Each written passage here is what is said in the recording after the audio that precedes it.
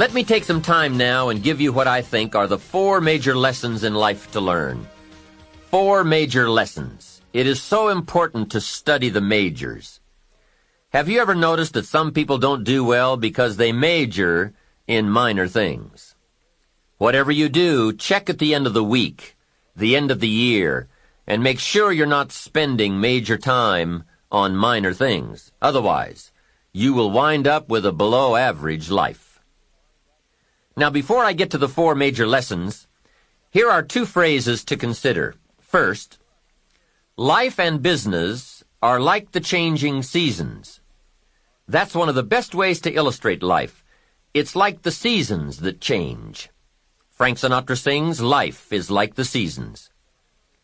Here is the second phrase. You cannot change the seasons, but you can change yourself. Now, with those 2 key phrases in mind, here are the 4 major lessons in life to learn.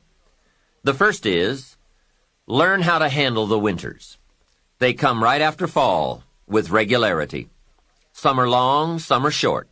Some are difficult, some are easy. But they always come right after fall. Remember, it isn't going to change. Now, there are all kinds of winters, right? The winter when you can't figure it out. The winter when it all goes smash. Wintertime, we call it the winters of your life. One writer called it the winter of discontent. The winter when it turns upside down, when it all goes wrong. There are economic winters, social winters, personal winters, when your heart is smashed into 1,000 pieces. Wintertime, disappointments. Disappointment is common to us all. So learn how to handle the winters. You must learn how to handle the nights. They come right after days. You must learn how to handle difficulty. It always comes after opportunity. You must learn to handle recessions. They come right after expansions. It isn't going to change. So the big question is, what do you do about the winters? Well, you can't get rid of January simply by tearing it off the calendar. But here's what you can do. You can get stronger, you can get wiser, and you can get better. Make a note of that trio of words, stronger, wiser, better. See, the winters won't change, but you can. Before I understood this, when it was winter, I used to wish it was summer. I didn't understand. When it was difficult, I used to wish it was easy. I didn't know. Then Mr. Schoaf gave me the answer from a part of his very unique philosophy when he said, "Don't wish it was easier. Wish you were better. Don't wish for less problems. Wish for more skills. Don't wish for less challenge. Wish for more wisdom." Here's the second major lesson in life to learn. Learn how to take advantage of the spring. Spring is called opportunity, and uniquely enough, spring follows winter. And pray tell how often? Is it reliable? Can you count on it? Well, 6,000 years that we know of, that's pretty reliable. And what a great place for spring right after winter. If you were going to put it somewhere, that would be the place to put it. God is a genius. Hey, days follow nights. Isn't that terrific? Opportunity follows difficulty. Expansion follows recession. And all with regularity. You can count on it. However, make a special note of the 2 words, take advantage. That is what we must learn to do, take advantage. Just because spring comes is no sign you're going to look good in the fall. You must do something with it. In fact, everyone has to get good at one of 2 things, planting in the spring or begging in the fall. So take advantage of the day, take advantage of the opportunity, and read every book you can get your hands on to learn how to take advantage of the spring. And one more thought, get busy quickly on your springs, your opportunities. There are just a handful of springs that have been handed to each of us. Life is brief even at the longest. The Beatles wrote, "Life is so short." And for John Lennon on the streets of New York, it was extra short. But it is short. Elton John sings, She lived her life like a candle in the wind. Life is fragile. Life is brief. Whatever you're going to do with your life, get at it. Don't just let the seasons pass. The third major lesson in life to learn is learn how to nourish and protect your crops all summer. Sure enough, as soon as you've planted, the busy bugs and the noxious weeds are out to take it. And here is the next bit of truth. They will take it, unless you prevent it. And that is the third major lesson to learn, major skill to develop, preventing the intruder from taking the good. Here are two key phrases to consider under the third major lesson. Number one, all good will be attacked. That's the first phrase. On this planet, all good will be attacked. And don't press me for a why. I was not in on some of the early decisions, so I don't know why.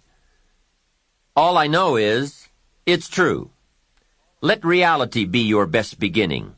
Every garden will be invaded. Not to think so is naive. Here's the second phrase. All values must be defended. Social values, political values, friendship values, marriage values, family values, business values.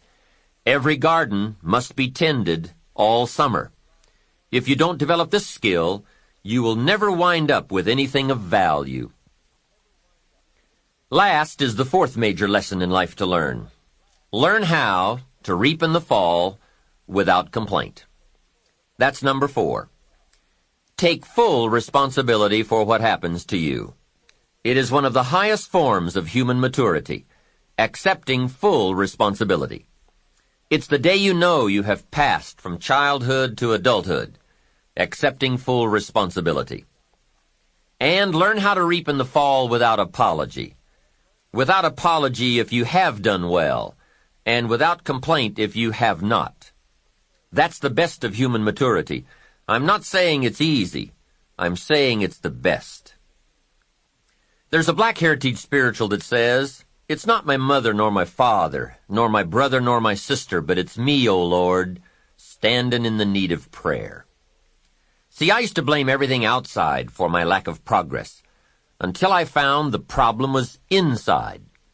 For a big share of my life, I kept looking for the answers to do well outside, and I found out the answers were inside.